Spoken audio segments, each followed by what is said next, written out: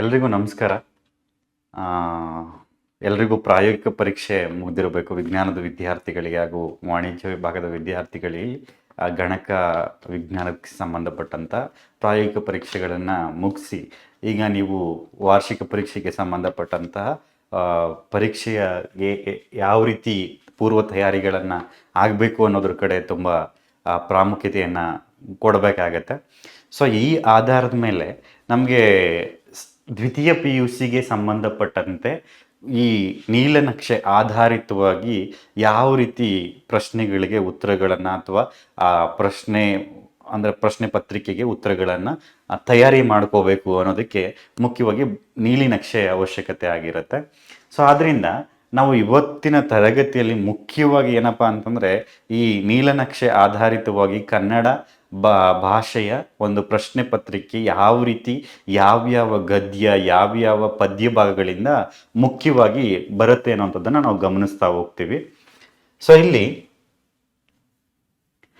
ನಮಗೆ ಮೊದಲಿಗೆ ನೀವು ಗಮನಿಸಿದಾಗ ಪ್ರಶ್ನೆ ಪತ್ರಿಕೆ ಸ್ವರೂಪವನ್ನ ಗಮನಿಸಿದಂಥ ಸಂದರ್ಭದಲ್ಲಿ ಅದನ್ನ ವಿಭಾಗಗಳನ್ನಾಗಿ ಮಾಡಿರ್ತಾರೆ. ಮೊದಲನೇ ವಿಭಾಗದಲ್ಲಿ 1 ಅಂಕಗಳಿಗೆ ಸಂಬಂಧಪಟ್ಟಂತ ಪ್ರಶ್ನೆಗಳಿರುತ್ತೆ.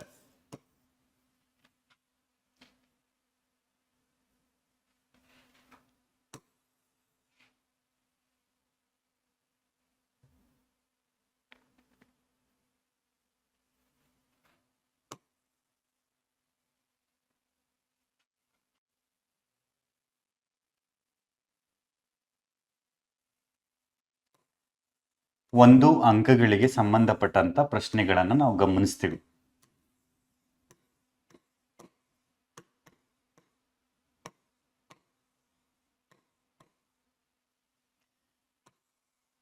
ಈ 1 ಅಂಕಗಳಿಗೆ ಯಾವ್ಯಾವ ಪದ್ಯ ಮತ್ತು ಯಾವ್ಯಾವ ಗದ್ಯ ಭಾಗದಲ್ಲಿ ನೀಲನಕ್ಷೆ ಆಧಾರಿತವಾಗಿ ಪ್ರಶ್ನೆಗಳು ಬರುತ್ತಪ್ಪ ಅಂತಂದ್ರೆ ನಾವು ಮುಖ್ಯವಾಗಿ ಗಮನಿಸಬೇಕಾಗಿರೋದು ಪದ್ಯದಿಂದ ದ್ವಿತೀಯ PUCಯ ಕನ್ನಡ ಭಾಷಾ ಪಠ್ಯಪುಸ್ತಕದಲ್ಲಿ ಮೊದಲನೇ ಪದ್ಯ ಭಾಗವಾದಂಥ ಕದಡಿದ ಸಲಿಲಂ ತಿಳಿ ಬಂದಿದೆ.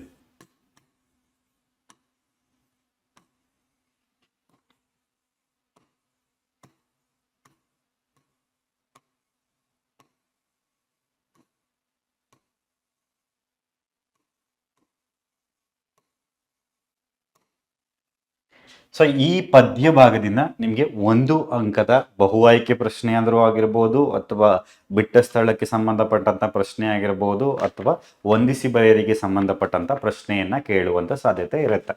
ಅದಾದ ನಂತರ ವಚನಗಳು, 2ನೇ ಪದ್ಯ ಭಾಗವಾದಂತ ವಚನಗಳು.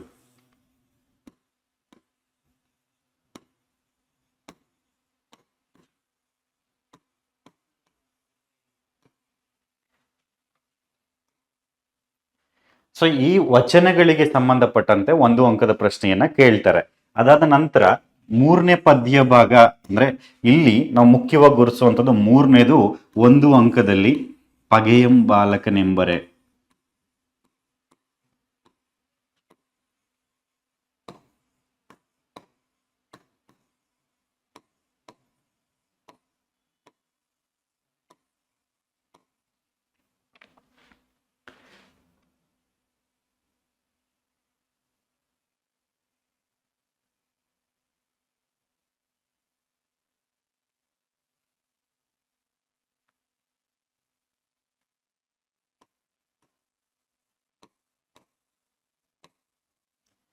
ಸೊ ಈ ಪದ್ಯ ಭಾಗದಲ್ಲಿ ನಮಗೆ ಒಂದು ಹೊಂದಿಸಿ ಬರೆಯಲಿಕ್ಕೆ ಸಂಬಂಧಪಟ್ಟಂತೆ ಒಂದು ಪ್ರಶ್ನೆ ಇರುತ್ತೆ, ಇನ್ನೊಂದು ಬಹು ಆಯ್ಕೆಗೆ ಸಂಬಂಧಪಟ್ಟಂತ ಒಂದು ಪ್ರಶ್ನೆ ಇರುತ್ತೆ. ಸೊ ಹಾಗಾಗಿ 1 ಅಂಕಗಳಿಗೆ ನೀವು ಈ ಪದ್ಯ ಭಾಗವನ್ನ ನೀವು ಗಮನಿಸಬೇಕಾಗತ್ತೆ. ನಂತರ ಜಾಲಿಯ ಬರದಂತೆ,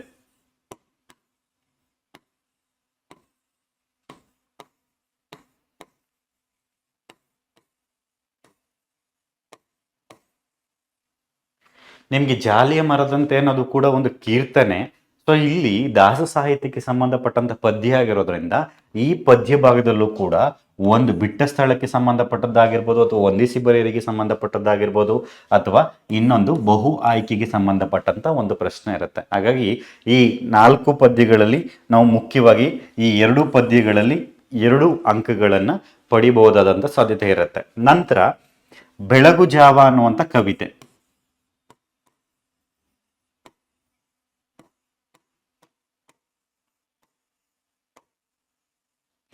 ಈ ಕವಿತೆ ಬೇಂದ್ರೆಯವರು ಬರೆದಿರುವಂತಹ ಈ ಕವಿತೆಯಲ್ಲೂ ಕೂಡ ಒಂದು ಅಂಕದ ಪ್ರಶ್ನೆಯನ್ನ ನಾವು ಗಮನಿಸ್ತಾ ಹೋಗ್ತೀವಿ.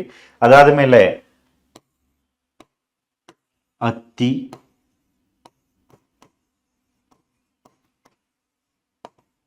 ಚಿತ್ತ ಮತ್ತು ಈ ಪದ್ಯ ಭಾಗದಲ್ಲೂ ಕೂಡ ನಮಗೆ ಒಂದು ಅಂಕ ಪ್ರಶ್ನೆಗಳನ್ನ ಕೇಳುವಂತ ಸಾಧ್ಯತೆಗಳಿದೆ. ಇನ್ನು ಪದ್ಯ ಭಾಗಕ್ಕೆ ಸಂಬಂಧಪಟ್ಟಂತೆ ಇನ್ನು ಕೊನೆ ಪದ್ಯ ಭಾಗ ಯಾವ್ದಪ್ಪ ಅಂತಂದ್ರೆ ಒಮ್ಮೆ ನಗುತ್ತೇವೆ.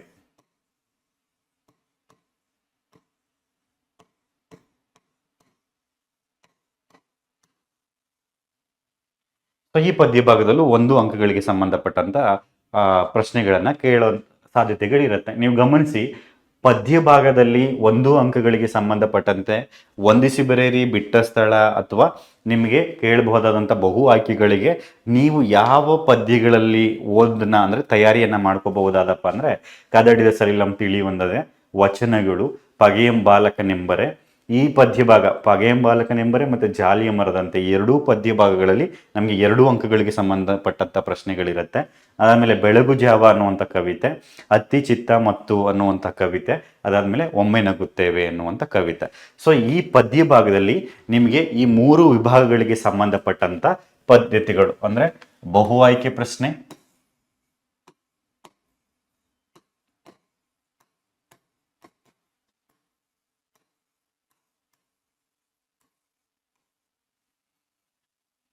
ನಂತರ ವಂದಿಸಿ ಬರೆಯಿರಿ,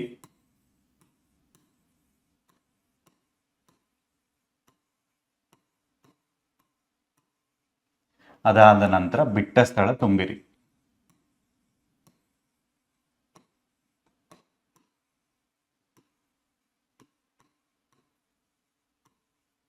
ಸೊ ಈ ವಿಭಾಗಗಳಿಗೆ ಸಂಬಂಧಪಟ್ಟಂತಹ ಪ್ರಶ್ನೆಗಳು ಅಂದ್ರೆ ಒಂದು ಅಂಕಗಳಿಗೆ ಪದ್ಯ ಭಾಗದಿಂದ ಅಂದ್ರೆ ಈ 7 ಪದ್ಯ ಭಾಗಗಳಿಂದ ಕೇಳುವಂತ ಸಾಧ್ಯತೆಗಳನ್ನು ನಾವು ಗಮನಿಸಬಹುದು. ನಂತರ ಇದು ಒಂದು ಅಂಕಗಳಲ್ಲಿ ಪದ್ಯ ಭಾಗಕ್ಕೆ ಸಂಬಂಧಪಟ್ಟಂತದ್ದು. ಆದ್ರೆ ಗದ್ಯ ಭಾಗಕ್ಕೆ ಸಂಬಂಧಪಟ್ಟಂತಹ ಪ್ರಶ್ನೆಗಳು ಯಾವ್ಯಾವ್ದು ಬರ್ಬೋದು, ಯಾವ್ಯಾವ ಗದ್ಯ ಭಾಗದಲ್ಲಿ ನಿಮಗೆ ಮುಖ್ಯವಾಗಿ ಒಂದು ಅಂಕಗಳಿಗೆ ಕೇಳಲಾಗತ್ತೆ ಅನ್ನೋದಾದ್ರೆ, ಗದ್ಯ ಭಾಗದಲ್ಲಿ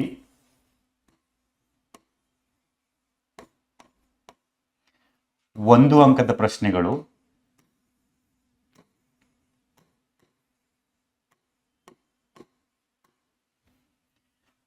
ಮೊದಲನೇ ಗದ್ಯ ಭಾಗ ಯಾವುದು?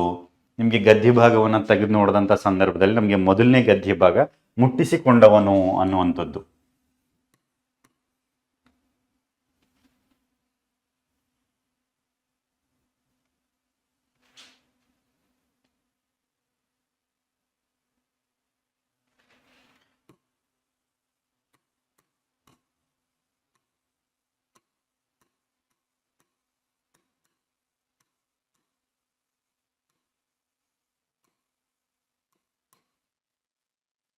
ಸೊ ಈ ಗದ್ಯ ಭಾಗದಲ್ಲಿ ನಿಮಗೆ ಮುಖ್ಯವಾಗಿ ಒಂದು ಬಹು ಆಯ್ಕೆ ಪ್ರಶ್ನೆ ಆದರೂ ಆಗಿರ್ಬೋದು ಅಥವಾ ನಿಮಗೆ ಬಿಟ್ಟ ಸ್ಥಳಕ್ಕೆ ಸಂಬಂಧಪಟ್ಟಂತ ಒಂದು ಪ್ರಶ್ನೆಯನ್ನ ಕೇಳುವಂತ ಸಾಧ್ಯತೆ ಇರುತ್ತೆ. ಅದಾದ ನಂತರ ನಿಮಗೆ ಎರಡನೇ ಗದ್ಯ ಭಾಗ ಆಯ್ಕೆ ಇದೆ ನಮ್ಮ ಕೈಯಲ್ಲಿ.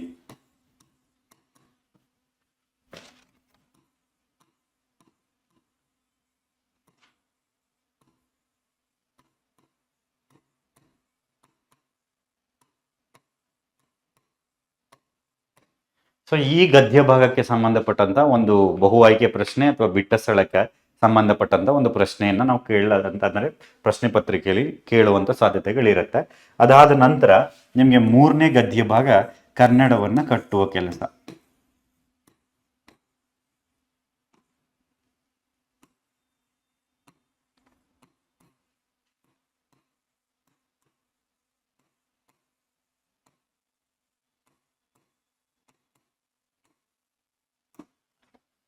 ಸೊ ನಾಲ್ಕನೇ ಗದ್ಯ ಭಾಗ ದಣಿಗಳ ಬೆಳ್ಳಿ ಲೋಟ.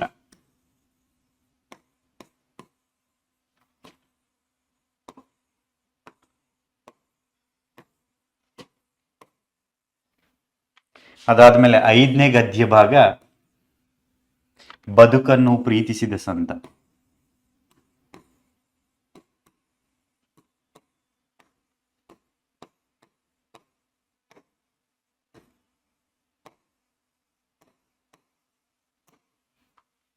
ಅದಾದ್ಮೇಲೆ 6ನೇ ಗದ್ಯ ಭಾಗ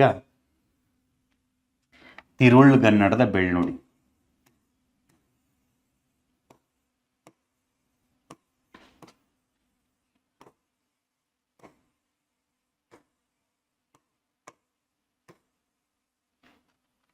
ಅದಾದ್ಮೇಲೆ 7ನೇ ಗದ್ಯ ಭಾಗ ಹಳ್ಳಿಯ ಚಹಾ ಹೋಟೆಲುಗಳು.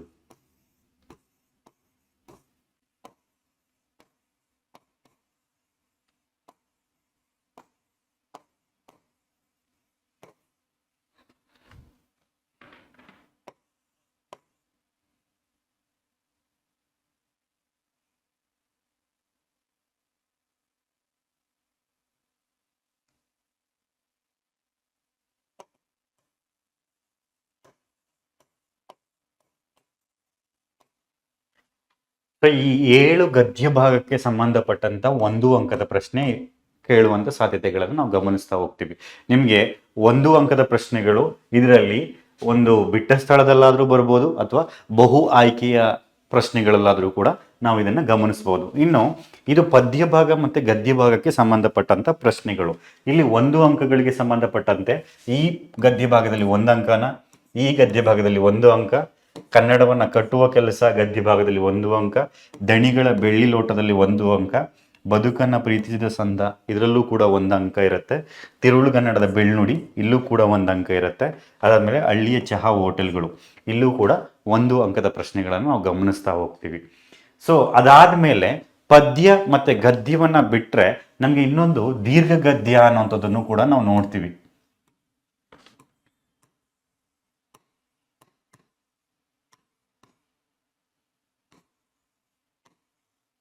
ಈ ದೀರ್ಘ ಗದ್ಯಕ್ಕೆ ಸಂಬಂಧಪಟ್ಟಂತೆ ಇಲ್ಲಿ ನೀವು ಗಮನಿಸೋದಾದ್ರೆ ಕೃಷ್ಣೇಗೌಡನ ಆನೆ,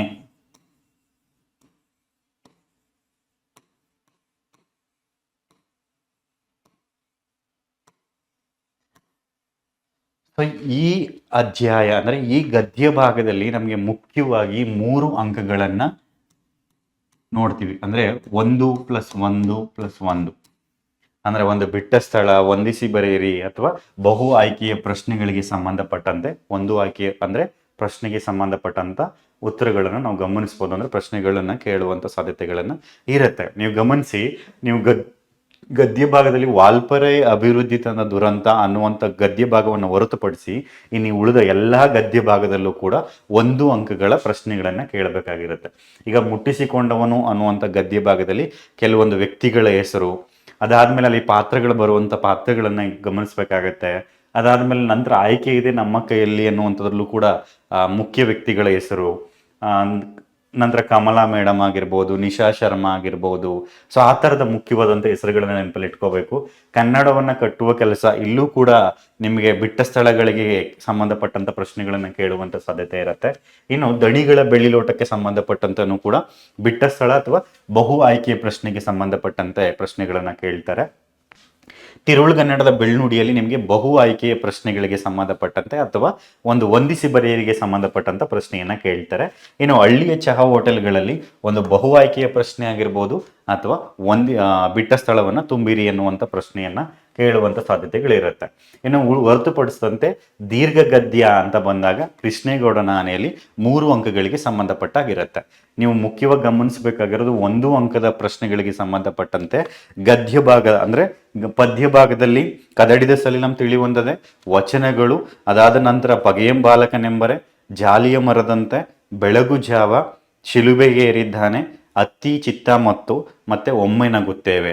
ಸೊ ಇನ್ನು ಗದ್ಯ ಭಾಗಕ್ಕೆ ಸಂಬಂಧಪಟ್ಟಂತೆ ಮುಟ್ಟಿಸಿಕೊಂಡವನು, ಆಯ್ಕೆ ಇದೆ ನಮ್ಮ ಕೈಯಲ್ಲಿ, ಕನ್ನಡವನ್ನ ಕಟ್ಟುವ ಕೆಲಸ, ದಣಿಗಳ ಬೆಳ್ಳಿ ಲೋಟ, ಬದುಕನ್ನು ಪ್ರೀತಿಸುವ ಸಂತ, ಅದಾದ್ಮೇಲೆ ತಿರುಳುಗನ್ನಡದ ಬೆಳ್ನುಡಿ, ಹಳ್ಳಿಯ ಚಹಾ ಹೋಟೆಲ್ಗಳು.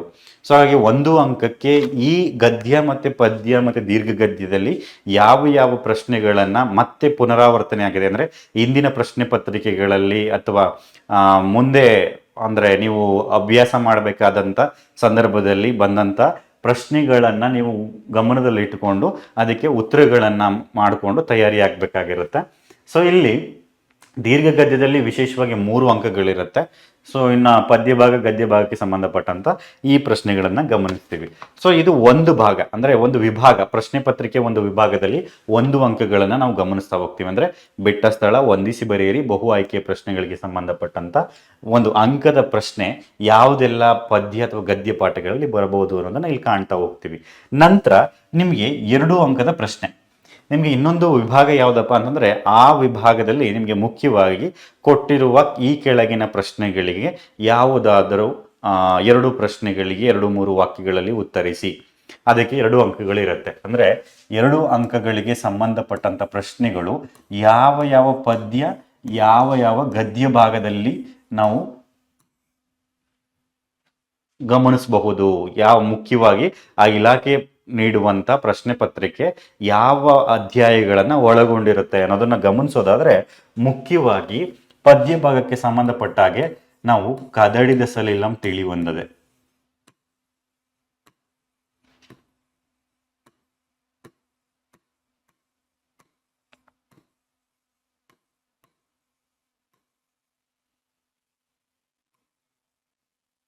ಅದಾದ ನಂತರ ಪಗೆಯಂ ಬಾಲಕನೆಂಬರೆ,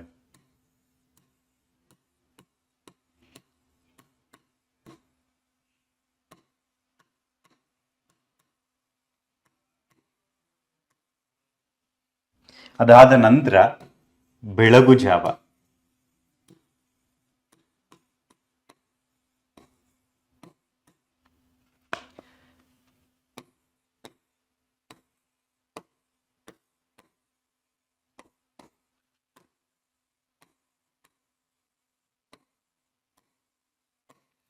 ನೀವು ಮಧ್ಯವಾರ್ಷಿಕ ಪರೀಕ್ಷೆ ಅಥವಾ ನಿಮಗೆ ಪೂರ್ವ ಸಿದ್ಧತಾ ಪರೀಕ್ಷೆಗಳಿಗೆ ಸಂಬಂಧಪಟ್ಟಂತೆ ನೀವು ಪ್ರಶ್ನೆ ಪತ್ರಿಕೆಯನ್ನು ಗಮನಿಸಿದಂಥ ಸಂದರ್ಭದಲ್ಲಿ ನಿಮಗೆ 2-3 ಅಂಕಗಳಿಗೆ ಸಂಬಂಧಪಟ್ಟಂತ ಸಂದರ್ಭದಲ್ಲಿ 2 ಅಂಕಗಳಲ್ಲಿ 2-3 ವಾಕ್ಯಗಳ ಉತ್ತರಗಳನ್ನು ಕೇಳಿರ್ತಾರೆ. ಅದರಲ್ಲಿ ಮೊದಲನೇ ವಿಭಾಗ ಅಂದ್ರೆ 3 ವಿಭಾಗಗಳನ್ನಾಗಿ ಅದನ್ನ ವಿಂಗಡಿಸಿರ್ತಾರೆ. ಅದರಲ್ಲಿ ಮೊದಲನೇ ವಿಭಾಗದಲ್ಲಿ ಪದ್ಯಗಳಿಗೆ ಸಂಬಂಧಪಟ್ಟಂತ ಪ್ರಶ್ನೆಗಳನ್ನ ಕೇಳಿರ್ತಾರೆ. ಅಂದ್ರೆ 4 ಪ್ರಶ್ನೆಗಳನ್ನ ಕೊಟ್ಟು ಯಾವುದಾದ್ರೂ 3 ಪ್ರಶ್ನೆಗಳಿಗೆ ಉತ್ತರಿಸಿ ಅನ್ನುವಂಥ ಒಂದು ಆಯ್ಕೆಯನ್ನು ನೀಡಿರ್ತಾರೆ. ಸೊ ಇಂಥ ಸಂದರ್ಭದಲ್ಲಿ ನೀವು ಯಾವ್ಯಾವ ಪದ್ಯ ಭಾಗದಲ್ಲಿ 2 ಅಂಕಗಳನ್ನು ಓದ್ಕೋಬೇಕು, ಯಾವುದೇ ಅಂಕಗಳಿಗೆ ಅಂದರೆ 2 ಅಂಕದ ಪ್ರಶ್ನೆಗಳಿಗೆ ತಯಾರಿಯನ್ನು ಮಾಡ್ಕೋಬೇಕು ಅನ್ನೋದಾದ್ರೆ ಪದ್ಯ ಭಾಗದಲ್ಲಿ 4 ಪದ್ಯ ಭಾಗಗಳನ್ನು ನೀವು ಮುಖ್ಯವಾಗಿ ಗಮನಿಸಬೇಕಾಗತ್ತೆ. ಒಂದು ಕದಡಿದ ಸಲಿಲಂ ತಿಳಿವಂದದೆ, ಎರಡನೇದು ಪಗೆಯಂ ಬಾಲಕನೆಂಬರೆ, ನಂತರ ಬೆಳಗು ಜಾವ, ನಂತರ ಶಿಲುಬೆಗೆ ಏರಿದ್ದಾನೆ. ಸೊ ಈ 4 ಪದ್ಯ ಭಾಗದಲ್ಲಿ 4 ಪ್ರಶ್ನೆಗಳನ್ನು ಕೊಟ್ಟು ಯಾವುದಾದ್ರೂ 3 ಪ್ರಶ್ನೆಗಳಿಗೆ ಉತ್ತರಿಸಿ ಎನ್ನುವಂತ ಆಯ್ಕೆಯನ್ನು ಕೊಟ್ಟಂತ ಸಂದರ್ಭದಲ್ಲಿ ನೀವು ಈ 4 ಪದ್ಯ ಭಾಗದಲ್ಲಿ ಯಾವುದಾದ್ರೂ 2 ಅಂಕಗಳಿಗೆ ಸಂಬಂಧಪಟ್ಟಂತ ಪುನರಾವರ್ತನೆ ಪ್ರಶ್ನೆಗಳಿರಬಹುದು ಅಥವಾ ನಿಮ್ಮ ಗಮನಕ್ಕೆ ಬಂದಂತ ಮುಖ್ಯ ಪ್ರಶ್ನೆ ಅಂತ ಗೊತ್ತಾದ್ರೆ ಅಂತ ಪ್ರಶ್ನೆಗಳನ್ನ ನೀವು ಇಲ್ಲಿ ಓದ್ಕೋಬಹುದಾದಂತ ಸಾಧ್ಯತೆಗಳನ್ನ ನಾವು ಗಮನಿಸಬಹುದು. ಸೊ ಹಾಗಾಗಿ ಮುಂದೆ ಬರುವಂತಹ ವಾರ್ಷಿಕ ಪರೀಕ್ಷೆಯ ಪ್ರಶ್ನೆ ಪತ್ರಿಕೆಯಲ್ಲಿ 2 ಅಂಕಗಳ ಒಂದು ಪ್ರಶ್ನೆಗಳು ನಮಗೆ ಈ ಪದ್ಯ ಭಾಗವನ್ನು ಒಳಗೊಂಡಿರುತ್ತೆ. ಇನ್ನು ಗದ್ಯ ಭಾಗಕ್ಕೆ ಸಂಬಂಧಪಟ್ಟು ನೋಡೋದಾದ್ರೆ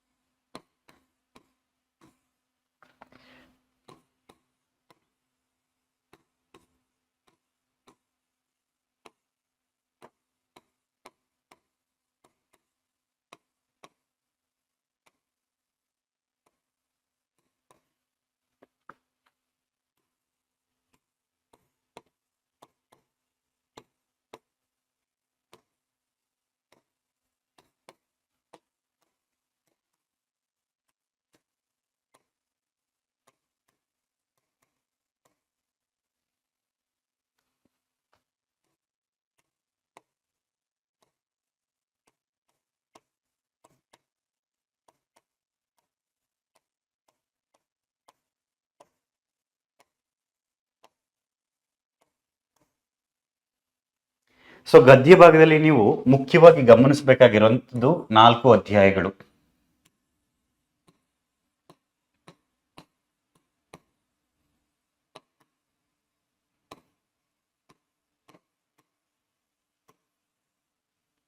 ಸೊ ನೀವು ಮುಖ್ಯವಾಗಿ ಗದ್ಯ ಭಾಗದಲ್ಲಿ ಮುಟ್ಟಿಸಿಕೊಂಡವನು, ಕನ್ನಡವನ್ನ ಕಟ್ಟುವ ಕೆಲಸ, ಅದಾದ ನಂತರ ಬದುಕನ್ನ ಪ್ರೀತಿಸಿದ ಸಂತ, ಮತ್ತೆ ಹಳ್ಳಿಯ ಚಹಾ ಹೋಟೆಲು. ಸೊ ಈ 4 ಗದ್ಯ ಭಾಗಗಳನ್ನ ನೀವು 2 ಅಂಕದಕ್ಕೆ ಸಂಬಂಧಪಟ್ಟಂತೆ ಓದ್ಕೋಬಹುದಾದಂಥ ಸಾಧ್ಯತೆ. ಈಗ 4 ಅಧ್ಯಾಯಗಳಲ್ಲಿ ಯಾವ ಯಾವ ಪ್ರಶ್ನೆಗಳು ಮುಖ್ಯವಾಗಿ ಪುನರಾವರ್ತನೆ ಆಗಿದೆ, ಬಹು ಮುಖ್ಯವಾದಂಥ ಪ್ರಶ್ನೆಗಳು ಯಾವುದಿದೆ ಅನ್ನೋಂಥದ್ದನ್ನು ಗುರುತಿಸ್ಕೊಂಡು ಈ 4 ಅಧ್ಯಾಯಗಳು, ಅಂದರೆ ಇದು 2ನೇ ವಿಭಾಗಕ್ಕೆ ಸಂಬಂಧಪಟ್ಟಂತೆ. ಈಗ 2 ಅಂಕಗಳಿಗೆ ಸಂಬಂಧಪಟ್ಟಂತೆ 3 ಭಾಗ ಇರುತ್ತೆ. ಆ ಮೊದಲನೇ ಭಾಗದಲ್ಲಿ ಪದ್ಯ ಭಾಗಕ್ಕೆ ಸಂಬಂಧಪಟ್ಟ ಪ್ರಶ್ನೆಗಳಿದ್ರೆ 2ನೇ ಭಾಗದಲ್ಲಿ ಗದ್ಯ ಭಾಗಕ್ಕೆ ಸಂಬಂಧಪಟ್ಟಂತ ಪ್ರಶ್ನೆಗಳಿರುತ್ತೆ.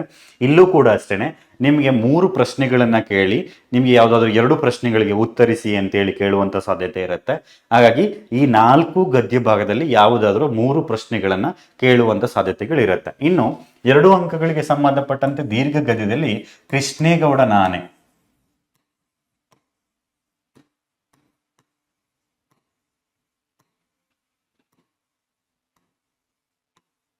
ಸೊ ಈ ಗದ್ಯ ಭಾಗವನ್ನು ತೆಗೆದುಕೊಂಡಂತ ಸಂದರ್ಭದಲ್ಲಿ ಇಲ್ಲೂ ಕೂಡ ನಿಮ್ಗೆ 4 ಅಂದ್ರೆ ನಿಮ್ಗೆ 3 ಪ್ರಶ್ನೆಗಳನ್ನ ಕೊಟ್ಟು ಯಾವುದಾದರೂ 2 ಪ್ರಶ್ನೆಗಳನ್ನ ಬರೆಯಿರಿ ಅಂತೇಳಿ ಕೇಳ್ತಾರೆ. ಅಂದ್ರೆ ಇದು ಒಂದು ವಿಭಾಗ, ಇದು ಒಂದು ಭಾಗ, ಅದಾದ್ಮೇಲೆ ದೀರ್ಘ ಗದ್ಯ ಒಂದು ಭಾಗ. ಹಾಗಾಗಿ 2-3 ವಾಕ್ಯಗಳಲ್ಲಿ ಉತ್ತರಿಸಿ ಅನ್ನುವಂಥ 2 ಅಂಕದ ಪ್ರಶ್ನೆಗಳಲ್ಲಿ ಪದ್ಯ ಭಾಗ, ಗದ್ಯ ಭಾಗ ಮತ್ತೆ ದೀರ್ಘ ಗದ್ಯಕ್ಕೆ ಸಂಬಂಧಪಟ್ಟಂತ ಪ್ರಶ್ನೆಗಳಿರುತ್ತೆ.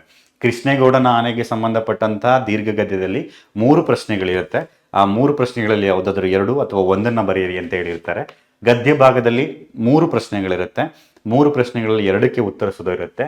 ಮೊದಲ ಪದ್ಯ ಭಾಗಕ್ಕೆ ಸಂಬಂಧಪಟ್ಟಂತೆ 4 ಪ್ರಶ್ನೆಗಳನ್ನ ಕೊಟ್ಟು 3 ಪ್ರಶ್ನೆಗಳಿಗೆ ಉತ್ತರಿಸಿ ಅಂತೇಳಿ 2 ಅಂಕಗಳಿಗೆ ಈ ಪದ್ಯ ಭಾಗ ಮತ್ತೆ ಗದ್ಯ ಭಾಗಗಳಲ್ಲಿ ಕೇಳುವಂತ ಸಾಧ್ಯತೆಗಳನ್ನು ನಾವು ಗಮನಿಸಬಹುದು.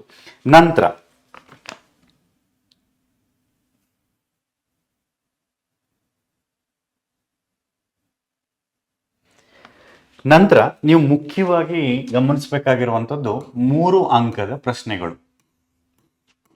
3 ಅಂಕದ ಪ್ರಶ್ನೆ ಅಂತಂದ್ರೆ ಯಾವುದನ್ನ ನಾವು ಗಮನಿಸ್ತೀವಪ್ಪ ಅಂತಂದ್ರೆ, ನಾವು ಮುಖ್ಯವಾಗಿ 3 ಅಂಕಕ್ಕೆ ದ್ವಿತೀಯ PUC ಭಾಷಾ ಪ್ರಶ್ನೆ ಪತ್ರಿಕೆಯಲ್ಲಿ ಕೇಳುವಂಥದ್ದು ಸಂದರ್ಭ ಸಹಿತ ವಿವರಿಸಿ.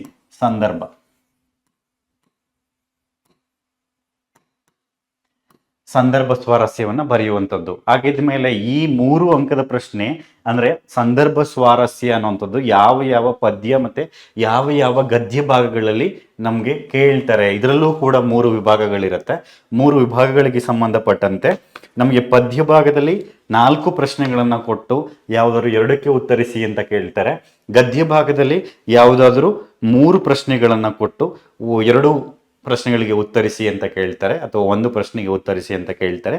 ಕೃಷ್ಣೇಗೌಡನ ಆನೆಯಲ್ಲೂ ಕೂಡ 2 ಪ್ರಶ್ನೆಗಳನ್ನು ಕೊಟ್ಟು ಯಾವುದಾದ್ರೂ 1ಕ್ಕೆ ಉತ್ತರಿಸಿ ಅಂತ ಕೇಳ್ತಾರೆ. ಹಾಗಿದ್ರೆ ಯಾವ್ಯಾವ ಪದ್ಯ ಭಾಗದಲ್ಲಿ ಕೇಳ್ತಾರೆ? ಪದ್ಯ ಭಾಗವನ್ನ ಗಮನಿಸೋದಾದರೆ ನಿಮ್ಗೆ ಮುಖ್ಯವಾಗಿ ಕುಮಾರವ್ಯಾಸ ಬರೆದಿರುವಂತಹ ಒಂದು ಗದುಗಿನ ಭಾರತ ಅಥವಾ ಕರ್ನಾಟಕ ಭಾರತ ಕಥಾಮಂಜರಿಂದ ಆಯ್ಕೆಯಾಗಿ ನಿಮ್ಮ ಪದ್ಯವಾಗಿ ಇಟ್ಟಿರುವಂತಹ ಇನ್ನೂ ಹುಟ್ಟದೇ ಇರಲಿ ನಾರಿಯರೆನ್ನವಲು.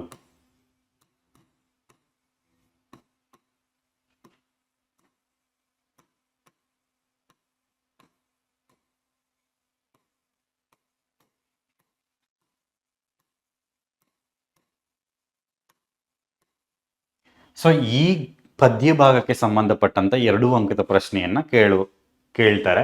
ಅದಾದ ನಂತರ ಹಬ್ಬಲಿ ಅವರ ರಸಬಳ್ಳಿ, ನಿಮಗೆ ಜನಪದ ಗೀತೆಯಾದಂಥ ಒಂದು ಜನಪದ ಸಾಹಿತ್ಯಕ್ಕೆ ಸಂಬಂಧಪಟ್ಟಂತಹ ಪ್ರಶ್ನೆ ಈ ಪದ್ಯ ಭಾಗದಿಂದ ನಿಮ್ಗಿರುತ್ತೆ.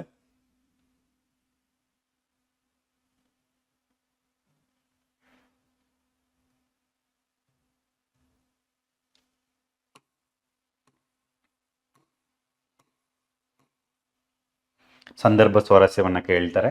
ನಂತರ ಒಂದು ಹೆಚ್ಚಿಗೆ ಇಡುತ್ತೀನಿ, ಲಲಿತಾ ಸಿದ್ದಬಸವಯ್ಯ ಅವರು ಬರೆದಿರುವಂತಹ ಒಂದು ಹೆಚ್ಚಿಗೆ ಇಡುತ್ತೀನಿ ಅನ್ನುವಂಥದ್ದು.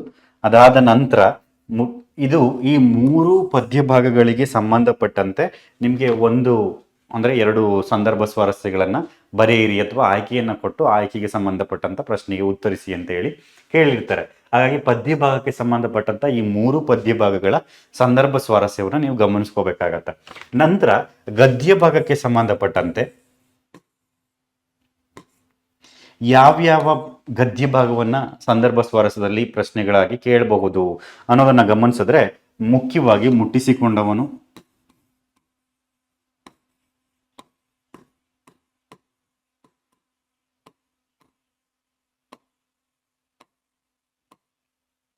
ನಂತರ ಕನ್ನಡವನ್ನ ಕಟ್ಟುವ ಕೆಲಸ,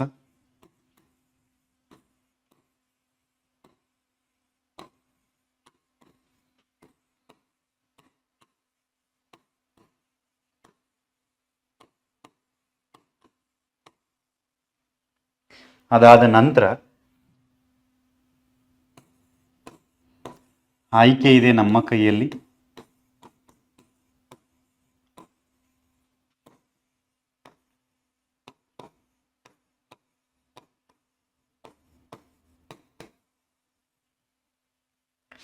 ತಿರುಳುಗನ್ನಡದ ಬೆಳ್ನುಡಿ,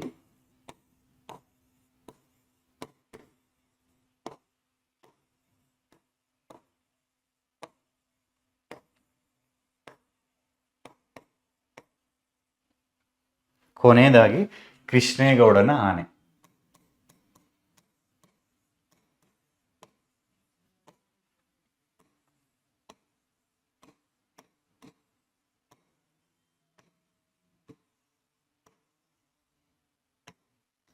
ಸೊ ಇಲ್ಲಿ ಮುಖ್ಯವಾಗಿ ನಿಮಗೆ ಸಂದರ್ಭ ಸ್ವಾರಸ್ಯವನ್ನ ಗದ್ಯ ಭಾಗದಲ್ಲಿ ಯಾವುದಾದರೂ 3 ಗದ್ಯ ಭಾಗಕ್ಕೆ ಸಂಬಂಧಪಟ್ಟಂತೆ ನಿಮಗೆ ಮುಟ್ಟಿಸಿಕೊಂಡವನು, ಆಯ್ಕೆ ಇದೆ ನಮ್ಮ ಕೈಲಿ, ತಿರುಳುಗನ್ನದ ಬೆಳ್ನುಡಿ, ಈ 3 ಗದ್ಯ ಭಾಗಕ್ಕೆ ಸಂಬಂಧಪಟ್ಟಂತ ಪ್ರಶ್ನೆಯನ್ನ ಕೇಳುವಂತ ಸಾಧ್ಯತೆ ಇರುತ್ತೆ.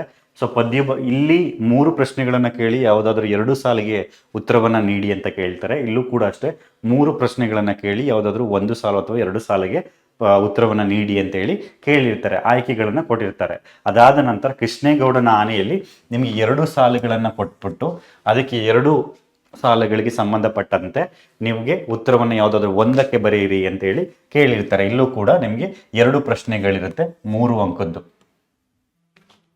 ಅದಾದ ನಂತರ ನಿಮಗೆ ಮುಖ್ಯವಾಗಿ 1 ಅಂಕದ ಪ್ರಶ್ನೆಗಳು, 2 ಅಂಕದ ಪ್ರಶ್ನೆಗಳು ಮತ್ತೆ 3 ಅಂಕದ ಪ್ರಶ್ನೆಗಳು.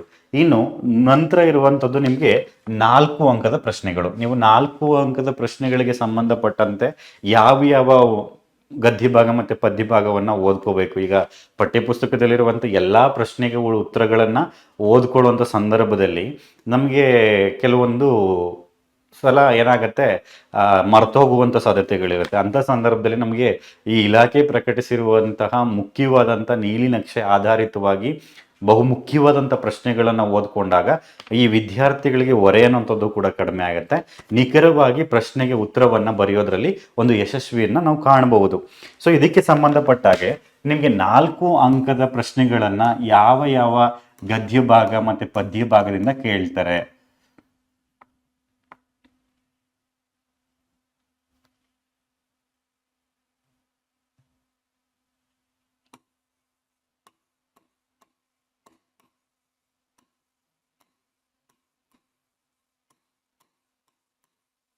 ಯಾವ ಅಧ್ಯಾಯಗಳಿಂದ ನಾವು ಎಕ್ಸ್ಪೆಕ್ಟ್ ಮಾಡ್ಬೋದು ಅಥವಾ ನಾವು ಭಾವಿಸ್ಬೋದು. ಈ ಮುಖ್ಯವಾಗಿ ನೀಲನಕ್ಷೆ ಆಧಾರಿತವಾಗಿ 4 ಅಂಕದ ಪ್ರಶ್ನೆ ನಿಮಗೆ ಪದ್ಯ ಭಾಗದಲ್ಲಿ ನಿಮಗೆ ಕದಡಿದ ಸಲಿಲಂ ತಿಳಿವಂದದೆ ಮೊದಲನೇ ಪದ್ಯವಾದಂಥ ನಾಗಚಂದ್ರ ಬರೆದಿರುವಂತಹ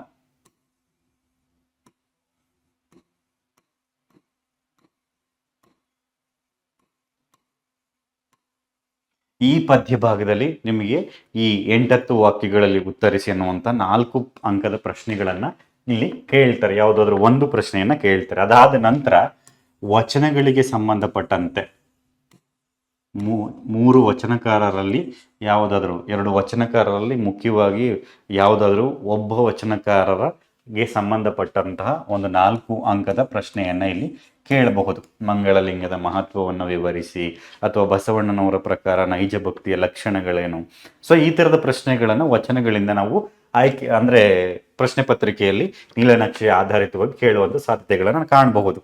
ನಂತರ 3ನೇ ಪದ್ಯ ಭಾಗವಾದಂತಹ ದೇವನೊಲಿ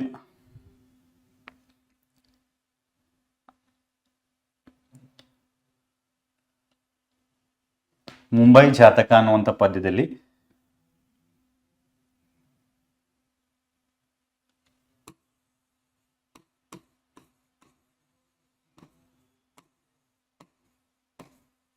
ಈ ಪದ್ಯ ಭಾಗದಲ್ಲಿ ನಿಮಗೆ ಮುಖ್ಯವಾಗಿ 4 ಅಂಕದ ಪ್ರಶ್ನೆಯನ್ನ ಕೇಳ್ತಾರೆ. ಸೊ ಇಲ್ಲಿ ವಚನಗಳಿಗೆ ಸಂಬಂಧಪಟ್ಟಂತೆ ಅದಾದ್ಮೇಲೆ ನಿಮಗೆ ಮುಖ್ಯವಾಗಿ ಮತ್ತೊಂದು ಪದ್ಯ ಭಾಗ ಅಂತಂದ್ರೆ ಇನ್ನೂ ಹುಟ್ಟದೇ ಇರಲಿ ನಾರಿಯರೆನ್ನವಲು.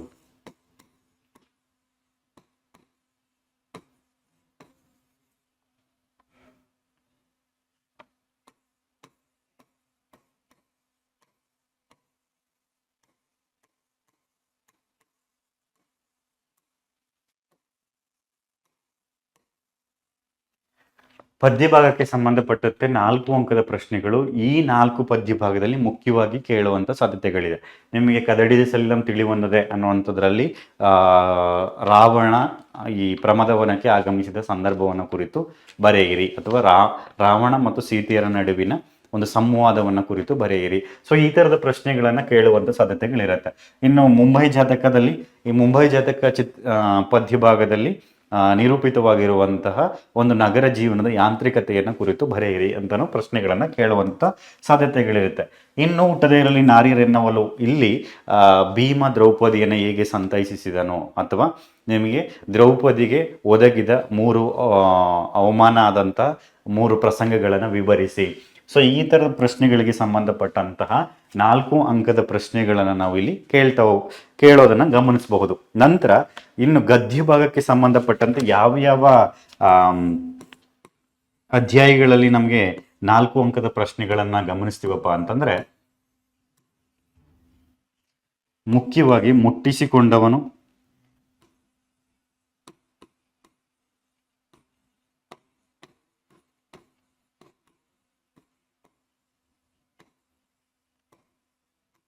ಸೊ ಈ ಅಧ್ಯಾಯದಲ್ಲಿ 4 ಅಂಕದ ಪ್ರಶ್ನೆಯನ್ನ ಕೇಳುವಂತ ಸಾಧ್ಯತೆಗಳಿರುತ್ತೆ.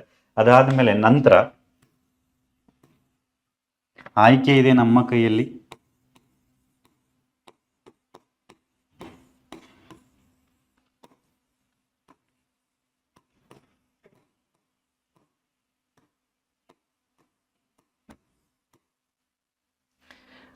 ಅದಾದ ನಂತರ ತಿರುಳುಗನ್ನಡದ ಬೆಳ್ನುಡಿ,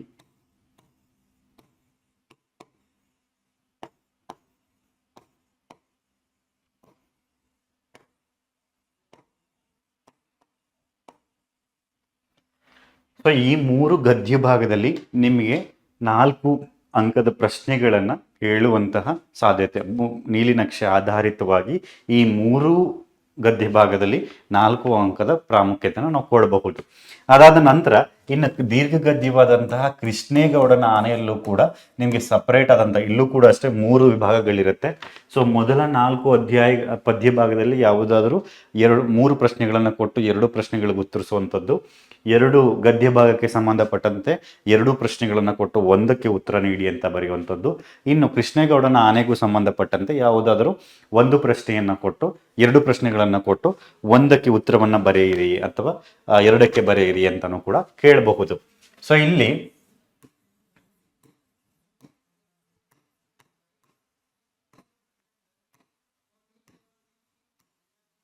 ಈ ಕೃಷ್ಣೇಗೌಡನ ಆನೆಗೆ ಸಂಬಂಧಪಟ್ಟಂತ ದೀರ್ಘ ಗದ್ಯದಲ್ಲಿ 2 ಪ್ರಶ್ನೆಗಳನ್ನ ಕೇಳುವಂತ ಸಾಧ್ಯತೆ ಇರುತ್ತೆ. 4 ಅಂಕದ ಪ್ರಶ್ನೆಗಳು ನೀವು ಮುಖ್ಯವಾಗಿ ಗಮನಿಸಿದಂಥ ಸಂದರ್ಭದಲ್ಲಿ ನಾವು ಒಟ್ಟಾರೆಯಾಗಿ ಪದ್ಯ ಮತ್ತೆ ಗದ್ಯ ಆಧಾರಿತವಾಗಿ ಮುಖ್ಯವಾಗಿ ಪದ್ಯ ಭಾಗದಲ್ಲಿ 1 ಅಂಕದ ಪ್ರಶ್ನೆಗಳು ಯಾವುದ್ಯಾವುದು, 2 ಅಂಕದ ಪ್ರಶ್ನೆಗೆ ಸಂಬಂಧಪಟ್ಟಂತ ಮಾಹಿತಿ, ಆದ್ಮೇಲೆ 3 ಅಂಕಕ್ಕೆ ಸಂಬಂಧಪಟ್ಟಂತ ಸಂದರ್ಭ ಸ್ವಾರಸ್ಯ, ಯಾವ ಗದ್ಯ ಮತ್ತೆ ಪದ್ಯ ಭಾಗದಿಂದ ಬಯಸಬಹುದು, ನಂತರ 4 ಅಂಕದ ಪ್ರಶ್ನೆಗಳಿಗೆ ಸಂಬಂಧಪಟ್ಟಂತೆ ಯಾವ ಗದ್ಯ ಭಾಗದಿಂದ ಅಥವಾ ಪದ್ಯ ಭಾಗದಿಂದ ಪ್ರಶ್ನೆಗಳು ಬರಬಹುದು ಅನ್ನೋದನ್ನ ನಾವಿಲ್ಲಿ ಗಮನಿಸ್ತಾ ಹೋಗ್ತೀವಿ. ನಂತರ ನೀವು ಮುಖ್ಯವಾಗಿ ಇದು ಗದ್ಯ ಪದ್ಯ ದೀರ್ಘ ಗದ್ಯಕ್ಕೆ ಸಂಬಂಧಪಟ್ಟಂತ ಅಂಕಗಳ ವಿಭಜನೆ. ಅದಾದ ನಂತರ ವ್ಯಾಕರಣಕ್ಕೆ ಸಂಬಂಧಪಟ್ಟಂತ ಪ್ರಶ್ನೆಗಳಲ್ಲಿ ನಾವು ಗಮನಿಸ್ತೀವಿ. ಮುಖ್ಯವಾಗಿ ನಿಮಗೆ ಯಾವುದಾದರೂ ಕೆಳಗಿನ 6 ಪ್ರಶ್ನೆಗಳಲ್ಲಿ 4ಕ್ಕೆ ಉತ್ತರಿಸಿ ಅಂತೇಳಿ ನಿಮಗೆ ಮುಖ್ಯವಾಗಿ ಅಲ್ಲಿ ಈ ಅಂಶಗಳನ್ನ ಕೇಳಿರ್ತಾರೆ. ಒಂದು ಸಮಾನಾರ್ಥಕ,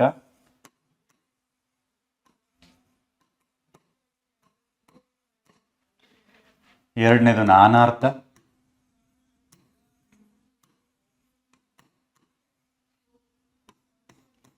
ಮೂರನೇದು ತತ್ಸಮ ತದ್ಭವ,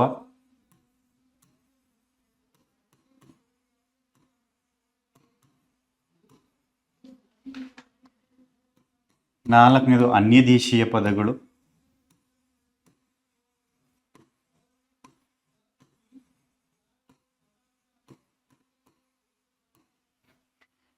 ನಂತರ ವಿಭಕ್ತಿ ಪ್ರತ್ಯಯಗಳು.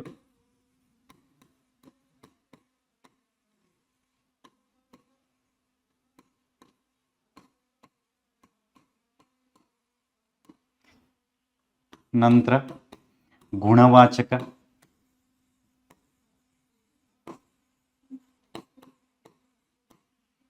ಕ್ರಿಯಾಪದ.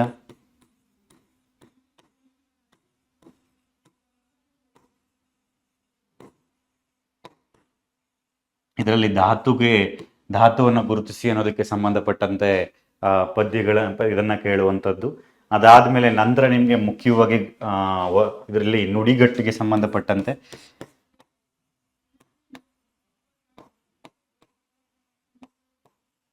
ಅಥವಾ ದ್ವಿರುಕ್ತಿ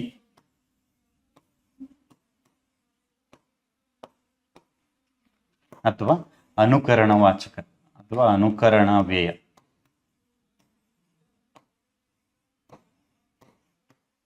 ಸೊ ಈ ಮೂರು ವಿಷಯಗಳಿಗೆ ಸಂಬಂಧಪಟ್ಟಂತೆ ಯಾವುದಾದ್ರು ಎರಡು ಪದಗಳನ್ನು ಕೊಟ್ಟು ಅದನ್ನ ಸ್ವಂತ ವಾಕ್ಯದಲ್ಲಿ ಬಳಸಿ ಅಂತಾನು ಕೇಳುವಂತ ಸಾಧ್ಯತೆಗಳಿರತ್ತೆ.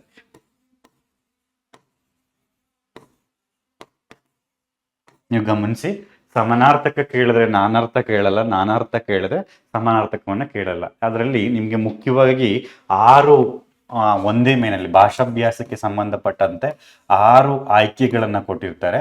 ಇದರಲ್ಲಿ ಯಾವುದಾದ್ರೂ 4 ಆಯ್ಕೆಯನ್ನ ನೀವು ಉತ್ತರಗಳನ್ನಾಗಿ ಬರೆಯಬೇಕು. ಈ 4ಕ್ಕೆ ಪ್ರತಿಯೊಂದು ಪ್ರಶ್ನೆಗೂ ಕೂಡ ಅಂದ್ರೆ 4ರಲ್ಲಿ ಪ್ರತಿಯೊಂದು ಪ್ರಶ್ನೆಗೂ ಕೂಡ 2 ಅಂಕಗಳು ನಿರ್ಧರಿತ ಆಗಿರುತ್ತೆ. ಅಂದ್ರೆ ಒಟ್ಟಾರೆ 8 ಅಂಕಗಳು ನಮಗೆ ಇಲ್ಲಿ ಸಂಬಂಧಪಟ್ಟಾಗೆ ಈ ವ್ಯಾಕರಣಕ್ಕೆ ಸಂಬಂಧಪಟ್ಟಾಗೆ ಈ ವಿಷಯಗಳನ್ನ ಕೇಳ್ತಾರೆ. ಹಾಗಾಗಿ ಸಮಾನಾರ್ಥಕ, ನಾನಾರ್ಥ, ತದ್ಭವ, ತತ್ಸಮ ತದ್ಭವ, ಅನ್ಯದೇಶೀಯ ಪದಗಳು ಮತ್ತೆ ವಿಭಕ್ತಿ ಪ್ರತ್ಯಯಗಳು, ಗುಣವಾಚಕ, ಕ್ರಿಯಾಪದದಲ್ಲಿ ಧಾತುವನ್ನು ಗುರುತಿಸುವಂಥದ್ದು, ನಂತರ ಸ್ವಂತ ವಾಕ್ಯದಲ್ಲಿ ದ್ವಿರುಕ್ತಿ, ನುಡಿಗಟ್ಟು, ಅನುಕರಣವ್ಯಯ. ಈ ಪದಗಳಲ್ಲಿ ನಾವು ಮುಖ್ಯವಾಗಿ ಇದನ್ನ ಗಮನಿಸ್ಕೋಬೇಕಾಗತ್ತೆ. ಸೊ ಅದಾದ ನಂತರ ಇದು ವ್ಯಾಕರಣದಲ್ಲಿ ನಿಮಗೆ ಆ ವಿಭಾಗದಲ್ಲಿ ಕೇಳುವಂತ ಪ್ರಶ್ನೆಗಳು. ಇದಾದ ನಂತರ ನಮಗೆ ಮುಖ್ಯವಾಗಿ ಇನ್ನೊಂದು ನೀಲಿ ನಕ್ಷೆಗೆ ಆಧಾರಿತವಾಗಿ ಇರುವಂತಹ ಮುಖ್ಯವಾದಂತ ಭಾಗ ಯಾವುದಪ್ಪ ಅಂತಂದ್ರೆ, ನಿಮ್ಗೆ ಮೊದಲನೇದು ಇದು 4 ಅಂಕಗಳಿಗೆ ಸಂಬಂಧಪಟ್ಟದ್ದಾಗಿರುತ್ತೆ. ಪತ್ರಲೇಖನ. ಇದನ್ನು ಕೂಡ 4 ಅಂಕಗಳಿಗೆ ಸಂಬಂಧಪಟ್ಟಂತೆ 2 ಪ್ರಶ್ನೆಗಳನ್ನ ಕೇಳ್ತಾರೆ. ಇದರಲ್ಲಿ 2 ಪ್ರಶ್ನೆಗಳಿರುತ್ತೆ. ಒಂದು ವ್ಯಾವಹಾರಿಕ,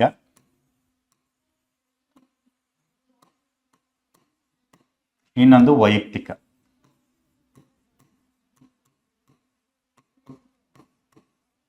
ಸೊ ನೀಲಿ ನಕ್ಷೆ ಆಧಾರಿತವಾಗಿ ನಿಮಗೆ ಪತ್ರಲೇಖನಕ್ಕೆ ಸಂಬಂಧಪಟ್ಟಂತೆ 2 ವಿಭಾಗಗಳಂದ್ರೆ ಒಂದು ಅಫಿಷಿಯಲ್ ಲೆಟರ್, ಇನ್ನೊಂದು ಪರ್ಸನಲ್ ಲೆಟರ್ನ ಕೇಳುವಂತ ಸಾಧ್ಯತೆ ಇರುತ್ತೆ. ಈ ಅಫಿಷಿಯಲ್ ಅಂದ್ರೆ ವ್ಯಾವಹಾರಿಕ ಪತ್ರಕ್ಕೆ ಸಂಬಂಧಪಟ್ಟಂತೆ ನಿಮ್ಮ ಪ್ರಾಂಶುಪಾಲರಿಗೆ ರಜೆ ಕೋರಿ ಪತ್ರ ಅಥವಾ ವರ್ಗಾವಣೆ ಪತ್ರ ಕೋರಿ ಪತ್ರ, ಅಂಕಪಟ್ಟಿಯನ್ನ ಕೋರಿ ಪತ್ರ, ಅಥವಾ ಇನ್ಯಾವುದೋ ವಿದ್ಯಾಭ್ಯಾಸದ ಒಂದು ಸಂದರ್ಭಕ್ಕೆ ಬೇಕಾದಂತಹ ಒಂದು ವೈಯಕ್ತಿಕ ಅಂದ್ರೆ ಮಾಹಿತಿಗಳಿಗೆ ಸಂಬಂಧಪಟ್ಟಂತೆ ವ್ಯಾವಹಾರಿಕ ಪತ್ರಗಳನ್ನು ಕೇಳುವಂಥ ಸಾಧ್ಯತೆಗಳಿರುತ್ತೆ. ಅಥವಾ ನಿಮ್ಮ ಬಡಾವಣೆಗೆ ಸಾರಿಗೆ ವ್ಯವಸ್ಥೆಯನ್ನು ಕಲ್ಪಿಸಿ ಡಿಪೋ ಮ್ಯಾನೇಜರ್ಗೆ ಒಂದು ಪತ್ರವನ್ನು ಬರೆಯಿರಿ, ಅಥವಾ ಸಾರಿಗೆನ ಬಿಟ್ಟರೆ ಒಂದು ನೀರಾವರಿ ವ್ಯವಸ್ಥೆಯನ್ನು ಕುರಿತಂತೆ ನೀರಾವರಿ ನಿಗಮಕ್ಕೆ ಪತ್ರ ಬರೆಯುವಂಥದ್ದು, ಅಥವಾ ಒಂದು ಗ್ರಂಥಾಲಯವನ್ನು ನಿರ್ಮಿಸಿ ಅಂತೇಳಿ ಜಿಲ್ಲಾ ಪಂಚಾಯತಿ ಅಥವಾ ಗ್ರಾಮ ಪಂಚಾಯತಿಯ ವ್ಯಾಪ್ತಿಗೆ ಪತ್ರಗಳನ್ನು ಬರೆಯುವಂಥದ್ದು, ಅಥವಾ ಜಿಲ್ಲಾಧಿಕಾರಿಗಳಿಗೆ ನಿಮ್ಮ ಬಡಾವಣೆಯ ಒಂದು ಮಾಲಿನ್ಯ ನಿಯಂತ್ರಣವನ್ನು ಕುರಿತಂತೆ ಯಾವುದಾದ್ರೂ ಯೋಜನೆಯ ಬಗ್ಗೆ ಪತ್ರಗಳನ್ನು ಬರೆಯುವಂಥದ್ದು, ಅದನ್ನು ನಾವು ಇಲ್ಲಿ ವ್ಯಾವಹಾರಿಕ ಪತ್ರದಲ್ಲಿ ಗುರುತಿಸ್ತೀವಿ. ಇನ್ನು ವೈಯಕ್ತಿಕ ಪತ್ರದಲ್ಲಿ ನಿಮಗೆ ಮುಖ್ಯವಾಗಿ ತಂದೆ ತಾಯಿಗಳಿಗೆ ವಾರ್ಷಿಕೋತ್ಸವವನ್ನು ಕುರಿತಂತೆ ನಿಮ್ಮ ತಂದೆ ತಾಯಿಗಳಿಗೆ ಒಂದು ಪತ್ರವನ್ನು ಬರೆಯಿರಿ, ಅಥವಾ ಸ್ನೇಹಿತರಿಗೆ ಆಗಮನ ಕೋರಿ ಒಂದು ಪತ್ರವನ್ನು ಬರೆಯಿರಿ, ಅಥವಾ ಕನ್ನಡ ರಾಜ್ಯೋತ್ಸವವನ್ನು ಕುರಿತಂತೆ ನಿಮ್ಮ ಗೆಳತಿಗೊಂದು ಪತ್ರ ಬರೆಯಿರಿ. ಸೊ ಆ ಥರದ ಒಂದು ಪ್ರಶ್ನೆಗಳನ್ನು ಕೇಳುವಂತ ಸಾಧ್ಯತೆ ಇರುತ್ತೆ. ಹಾಗಾಗಿ ಪತ್ರ ಲೇಖನದಲ್ಲಿ 4 ಅಂಕಗಳಿಗೆ ಸಂಬಂಧಪಟ್ಟಂತೆ 2 ಪ್ರಶ್ನೆಗಳನ್ನ ಕೇಳಿರ್ತಾರೆ. 2ರಲ್ಲಿ ಒಂದನ್ನ ಆಯ್ಕೆ ಮಾಡಿ ಒಂದಕ್ಕೆ ನೀವು ಉತ್ತರವನ್ನ ಬರೀಬೇಕಾಗಿರುತ್ತೆ. ಅದಕ್ಕೆ 4 ಅಂಕಗಳಾಗಿರುತ್ತೆ. ಅದಾದ್ಮೇಲೆ ನಂತರ ಮುಖ್ಯವಾದಂತಹ ಗಮನ ಇರುವಂತದ್ದು ಪ್ರಬಂಧ. ಸೊ ಇದಕ್ಕೂ ಕೂಡ ಅಷ್ಟೇ 4 ಅಂಕಗಳನ್ನ ನಿಗದಿಪಡಿಸಿದ್ದಾರೆ. ಹಾಗಾಗಿ ಪ್ರಬಂಧಕ್ಕೆ ಸಂಬಂಧಪಟ್ಟಂತೆ ಯಾವುದಾದ್ರೂ ಪ್ರಸ್ತುತ ವಿಷಯಗಳನ್ನಾದ್ರೂ ಆಗಿರ್ಬೋದು, ಅಥವಾ ಗ್ರಂಥಾಲಯದ ಮಹತ್ವ, ಪುಸ್ತಕದ ಮಹತ್ವ, ಅಥವಾ ಯುವ ಸಬಲೀಕರಣ, ಅಥವಾ ಜನಸಂಖ್ಯೆ, ಬಡತನ, ಅಥವಾ ವಿದ್ಯಾರ್ಥಿಗಳ ಪ್ರಗತಿ, ಸೊ ಈ ರೀತಿಯ ಪ್ರಸ್ತುತಕ್ಕೆ ಅಗತ್ಯವಾದಂತಹ ಒಂದು ವಿಶೇಷವಾದಂತಹ ವಿಷಯಗಳನ್ನ ಕುರಿತಂತೆ ಅದನ್ನ ಕುರಿತು ಪ್ರಬಂಧ ಬರೆಯಿರಿ ಅಂತೇಳಿ 4 ಅಂಕಗಳಿಗೆ ನಿಗದಿಪಡಿಸಿರ್ತಾರೆ. ನೀವು ಒಟ್ಟಾರೆ ನೀವು ಇಲ್ಲಿ ಗಮನಿಸೋದಾದ್ರೆ ನೀಲಿನಕ್ಷೆ ಆಧಾರಿತವಾಗಿ ನೀವು ಮುಖ್ಯವಾಗಿ ಗಮನಿಸಬೇಕಾಗಿರುವಂಥದ್ದನ್ನ ನೀವು ಗಮನಿಸೋದಾದ್ರೆ 1 ಅಂಕದಲ್ಲಿ ಸಂಬಂಧಪಟ್ಟ ಹಾಗೆ ನೀವು ಯಾವ್ಯಾವ ಪದ್ಯ ಭಾಗ ಮತ್ತೆ ಗದ್ಯ ಭಾಗದಲ್ಲಿ ಬರುತ್ತೆ. ಈಗ ನೀವು ಪದ್ಯ ಭಾಗದಲ್ಲಿ ನೀವು ಗಮನಿಸಿ, ಒಟ್ಟಾರೆಯಾಗಿ 1 ಅಂಕ ಅನ್ನುವಂಥದ್ದು ಇಲ್ಲಿ ಪದ್ಯ ಭಾಗದಲ್ಲೇ 9 ಅಂಕಗಳಿಗೆ ಸಂಬಂಧಪಟ್ಟಂತ ಪ್ರಶ್ನೆಗಳಿರತ್ತೆ. ಪದ್ಯ ಭಾಗದಲ್ಲಿ ಈ 9 ಅಂಕಗಳನ್ನ ಕೇಳ್ತಾರೆ.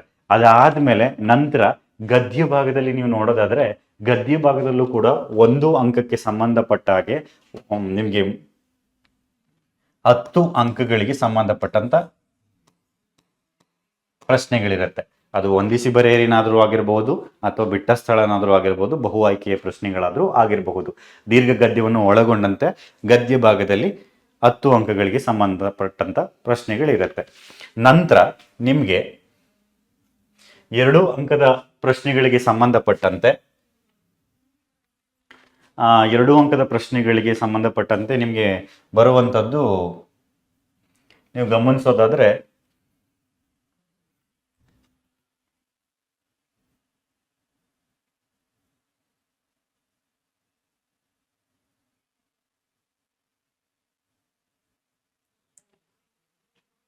ನಂತರ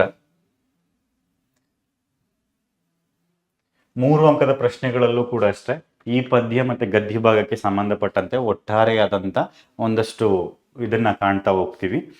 ಸೊ ಇಷ್ಟು ಅಂದ್ರೆ ಒಂದು ನೀಲನಕ್ಷೆ ಆಧಾರಿತವಾಗಿ ನೀವು ಮುಖ್ಯವಾಗಿ ಯಾವ ಅಂಶಗಳಿಗೆ ಹೆಚ್ಚಿನ ಒತ್ತನ್ನು ಕೊಟ್ಟು ಈ ಕನ್ನಡ ಮುಂಬರುವಂತಹ ವಾರ್ಷಿಕ ಪರೀಕ್ಷೆಗೆ ಸಿದ್ಧತೆಯನ್ನು ನಡೆಸ್ಕೋಬೇಕು ಅನ್ನೋದ್ರ ಬಗ್ಗೆ ಸಂಪೂರ್ಣವಾದಂತಹ ನೀಲನಕ್ಷೆ ಆಧಾರಿತವಾದಂಥ ಒಂದಷ್ಟು ಮಾಹಿತಿನ ನೀವು ಇಲ್ಲಿ ತಿಳ್ಕೋಬಹುದು.